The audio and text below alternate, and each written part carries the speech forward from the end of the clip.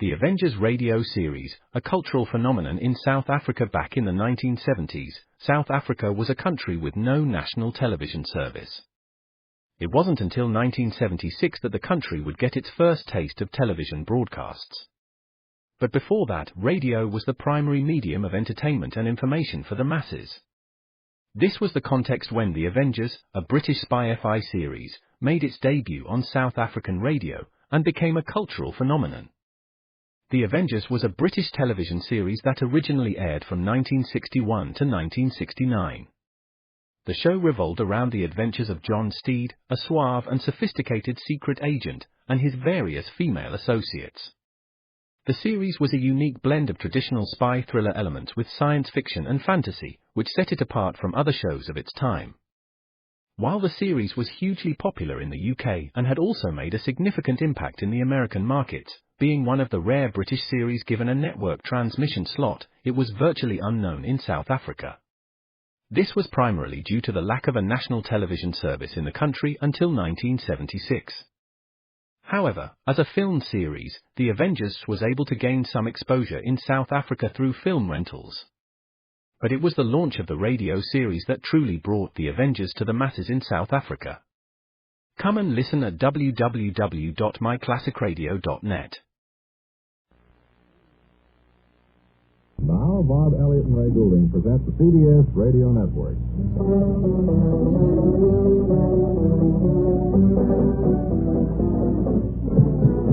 Hello again, everybody. Welcome now. Sit back and listen to the Bob and Ray Show if you're driving. Sit back, too, but keep your eyes open. We're wearing our broadcasting suits today. Hello, everybody. How you doing? Hi, Webley. Why, that looks like an Amati to me. It's a Guanarius. A Guanarius. Yeah, it's a very expensive Guanarius. What are you doing with it? Delivering it to somebody? Anybody taking violin lessons around here that, I used to take them when I was a kid. I mean I now. had a receding chin and I couldn't grip it. The handkerchief kept dropping again. Right. Who are you delivering I this to? could finger the violin pretty good, but as I say, my chin could not hold it snug. Okay, fine. What are you doing with this, Webb? Playing the violin. What? Cut it out. I couldn't ever play the organ on the program. So I decided I'd, just never had time for you to complete a song, that's all. But violin, how long have you been at this? Since I was 10 years old, I used to go and take my lessons in my Buster Brown too. This is a surprise, a little-known talent of yours. Well, I haven't often played, Bob, but in recent years, more and more people have prevailed upon me at social gatherings to take the bow in hand and to the fun. Well, it is a wonderful instrument for parties and things like that. But not just with her, is it? No. Just with her, I have insured for $25,000 American dollars. Oh, it's well worth it, but if you can't play it, what the heck? Yeah, I'll play it. Can you? Sure. Do you want a little something? Well, I certainly would like to hear you play something on the violin, young man. Okay. Here we go with the beat. Oh, come on. Hey. I sense a bit of greatness here. Well, Bob, that's great. This is Webley Webster, ladies and gentlemen, playing an expensive Guanarius violin. Look how his fingers... Oh! What happened? Well, Dropped his bow. go slip it out of my hand. Here, I'll help you. What happened was I had a sandwich with mayonnaise on it just before I you played should it. wash your hands before you play the violin. No, they say it's good to help with age. Yeah. Not mayonnaise. Play a little more. Oh.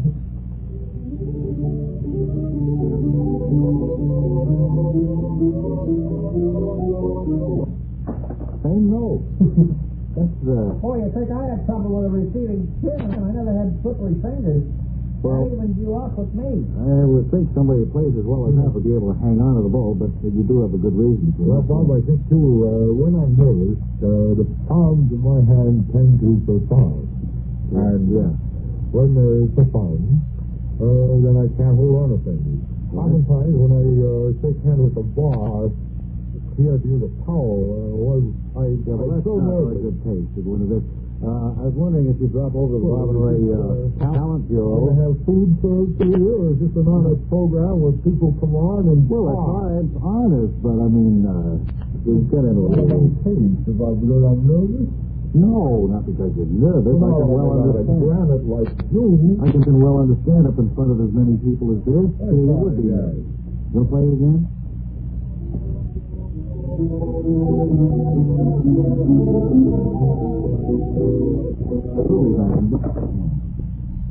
You're right. It's bad taste. No, but I think you better learn to hold on to that if you're going to play that well. Okay, well, we could send him out on tour, maybe make something on that. Well, people would come from miles around to see us play. Have his bow fly off like that? Yeah. I'm going to adjust my microphone engineer, so stand by for noise in control room. There we are. Did you hear anything at all? Oh. Okay. Now then, we have another infrequent, rare visit from our roving footloose news correspondent, the very good prize-winning Wally Ballou. Wally, where are you in from, anyway? Excuse me, I was just tightening the loose foot. Great sense of humor. Spent New Year's in Pakistan. Wonderful. On some project? Well, kind of. I was following President Eisenhower's trail there through the Middle East. Places. Yeah. I kept up until Rome, and then I fell one country behind, and then two, and I finally wound up with the entourage of a sultan named Yusuf of the Himalayas. You mean you ditched the president's party for the sultan? Well, I lost my way, and I had trouble understanding the local language. Yeah. I just got touted onto the wrong group. I see. Luckily, the rest of the CBS newsmen managed to keep up with the president right through to Paris, and the rest is history. Well, yes, I understand that. A really magnificent job by CBS News on the whole tour. You know, that's a foretaste of what's to come in 1960, Ray.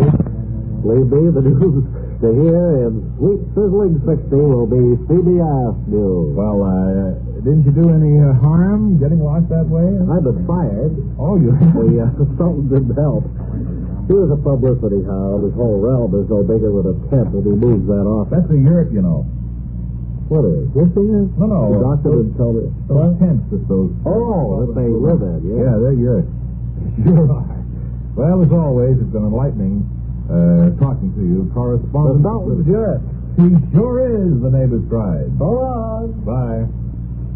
Now for a few words from our guide to good food eating reporter, L.C. Automarker, who's out in Astoria, Queens, Long Island, New York today, investigating a lunchtime situation in the Eat and Run restaurant. Come in, L.C.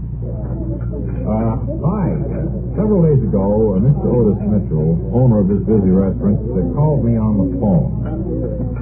That's right. I wanted you to see for yourself, L.C. And he wanted me to see for myself how he makes seats available in a hurry to waiting standees. Right. I got 100 seats at the counter all taken, and I got another 100 standees waiting for seats. Now, the idea is to make room for the 100 people who are standing. That's the idea. Too many people linger over their lunch. Some read papers, some spend a half hour over coffee, and others trifle with their food for a long time. And you told me on the phone that you had a solution to the problem. Yes, he's seated at the counter now, a professional seat emptier. He's the one in the dirty overcoat there. Now, you notice how quickly the people seated near him are leaving, and how others are taking their places? Well, he's pretty unappetizing looking, all right, but as far as I can see, all he's doing is ordering from a menu. Well, it's more than that, L.C. Let's go over.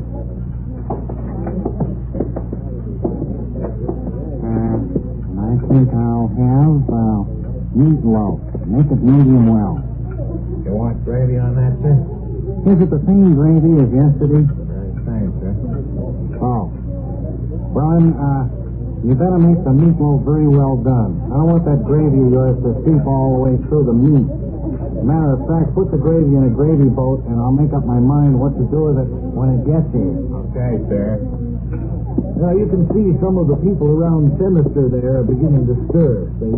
Yes, it's very interesting. Winger, if I cancel that order of gravy, can I get an extra vegetable instead? Happily, Dr. Mistanster, what extra vegetable would you like? Well, sir, let me tell you why I canceled the gravy. Sir, there's no need for that. No trouble.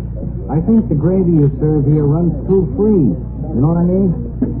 Yesterday I poured some of your gravy over my meatloaf, and it ran into the vegetables. There's no holding power to that gravy at all. Ran into the coleslaw, Now,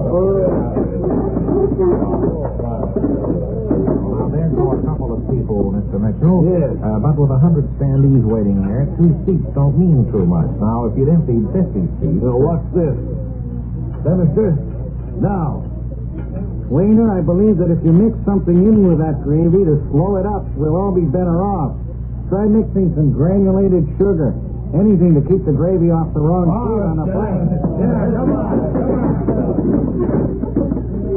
Yes, it seems to work better as he gets louder. Well, you might try dropping some tapioca into that gravy so you can control it, if you get what I mean.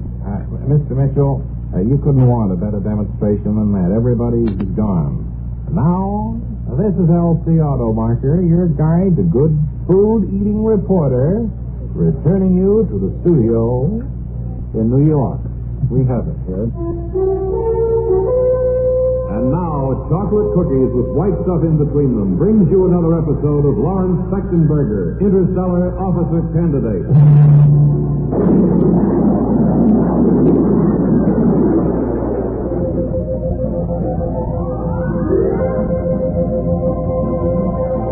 In our last episode, Lawrence Fechtenberger, Mug Mellish, and Billy Headstrong were just about to take off from the Space Academy and join the other spaceships in their fight against an invasion by the people of Polaris. Now, they have been away from the base for about 20 minutes as we hear Lawrence say... All right, keep the plane in a forward motion now, Mellish, please. Yes, he's handling good, Fechtenberger. I think at about 11 o'clock, bandit. Whoa! Gee, Lawrence. Quiet, Billy, please. Quiet, Billy. We don't have too much time for that now. We must fight off the invasion from Polaris. Hello, Fechtenberger. Hello. Fechtenberger? This is the Commandant. Yes, go ahead, Commandant. You're coming. Mellish. Yeah? I'm afraid the Commandant is Fechtenberger. Stone, Mellish. This is the Commandant. The Space Academy. We know who you are, Commandant, but please, what are the instructions? If you remember, how are you coming with your battle against the Polarians? Well, we haven't met them as yet. They're heading towards us, and we're heading toward them. It's a matter of 3 or 4 minutes before we're within range of one another. Good. Did you get the ice cream, Fechtenberger? Oh, you fool, you mad fool. Vanilla ice cream, Fechtenberger. I know you want vanilla ice cream, but we have more important things than that. Well, as quickly as you can, then. Quiet, Commandant. We must sign off now. At 11 o'clock. Bandits. There are the bandits. Goodbye, Fechtenberger. Goodbye. And all good luck. Oh, dry up. What do you say, Lord? Look, prepare now. Prepare launching one. I think we can hit this first plane. Here we go. Plane? It looks like to me. Hey, it does. It's got 2 wings and it's coming right for us. 5 planes, 2 men in it. 2 aviators wearing aviator caps that are clapping. One is tapping the fellow in front and pointing over the side of the plane. Down, he's pointing. At us. He's pushing his goggles up. And now he's taking, what would you say, a 50-millimeter machine gun? Wow, it looks like that, Lawrence. Quiet, Billy. Well, it's certainly powerful enough to shoot down this craft of ours. Oh, I don't think so, Fechtenberger. Mellish, do we have any type of armament on this craft? Well, we just got the space disintegrator rays. I think that would do the job adequately. There. There's another one coming in from the other side, Fechtenberger. Yes, and they're the enemies, all right. They're wearing black helmets, Mellish. All right, I'm going to take aim with a space disintegrator ray gun, see if that does anything. Roll over, that's it. Hold it. Here goes. Let it go. Hey. What happened? Sounds like they shot out our motors. We're floating in space, Fechtenberger. We got no control. Oh, boy. What about that, Billy? Yeah, how about that, Lawrence?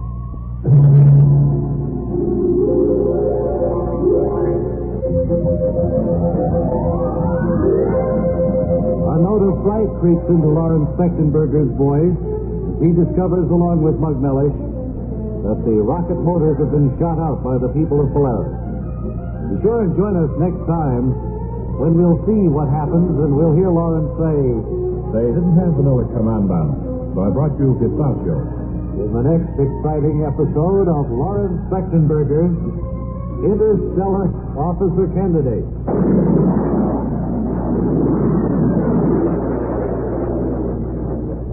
Wow, Another thrilling episode.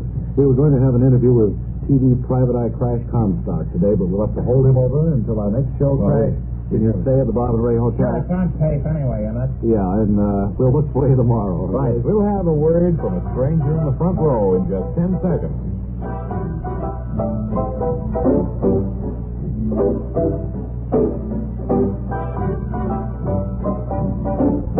All right, if you would, sir. This is Claude Ray. Wonderful. And until tomorrow, we hope. This is Ray Goulding reminding you to write if you get work. Bob Elliott reminding you to hang by your thumb. This is the CBS Radio Network. Designed for listening when listening is best. Music so